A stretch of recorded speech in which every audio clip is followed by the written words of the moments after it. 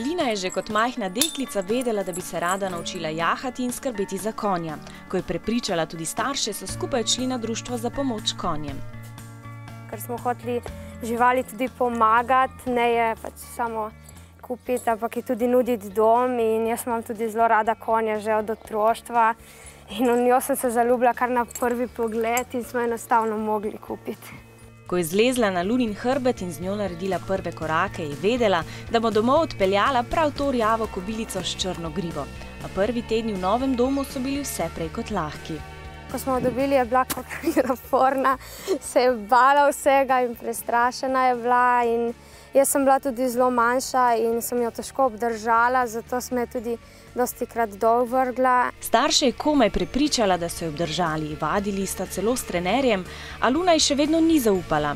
Lina je raziskovala naprej in se odločila, da poskusi še s posebno tehniko, učenjem različnih trikov. Ne vem, zakaj bi pač trikci pomagali konjem, ampak se mi je zdelo zanimivo in potem je tudi začela zaupati in smo postali res boljši prijateljci. Luna, daj nasmešek, nasmešek. Se uleže, da da nogo, kar je bil tudi najin prvi trik.